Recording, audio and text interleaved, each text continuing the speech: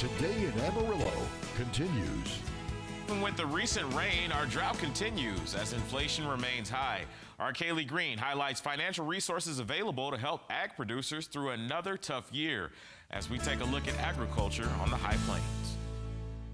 Texas Agriculture Commissioner Sid Miller says there are 2 USDA programs producers can apply for through their local FSA offices that are ending soon on June 2nd. First one is Emergency Relief Program Phase 2. That was part of the pandemic, so it's about to expire. If they haven't applied for that one, they need to. The other one is the Assistance and Revenue Program. Miller says there are also direct loans, especially if you've had a disaster. He notes that all counties in the Panhandle region are still in a drought declaration. There's some more associated with the Inflation Reduction Act.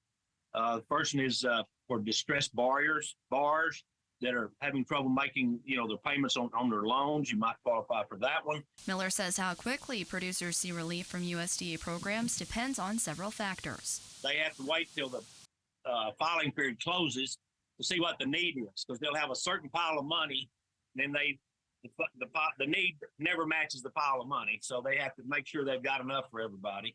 So once the closing date's done, it's usually within 2 or 3 weeks. Cody Bivens, Senior Vice President and Commercial Lender at Amarillo National Bank, says the ag industry is cyclical. Producers build equity when input costs are manageable, Mother Nature provides assistance, and when commodity prices are fair.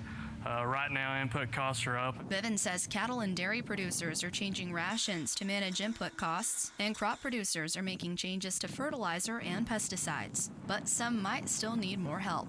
During these tough times, financing for small and beginning farmers and ranchers can be obtained through the FSA Guaranteed Loan Program.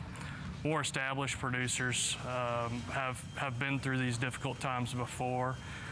They have more flexibility to make operational changes or obtain equity loans. Miller notes most programs require producers to carry crop insurance. Most farmers do that. Most of their bankers want them to do that. It's a wise decision.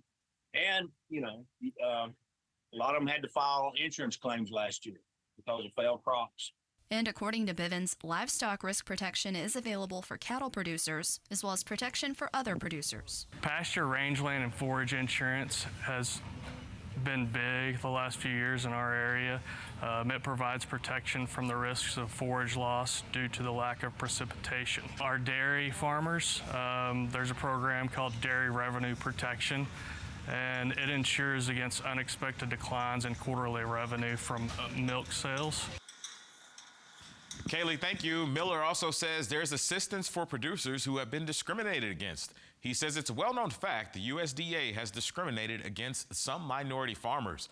For more information on those assistance programs and for links to apply, head to myhighplains.com. It is 6:43. Coming up, the Panhandle area saw a lot of storms last night.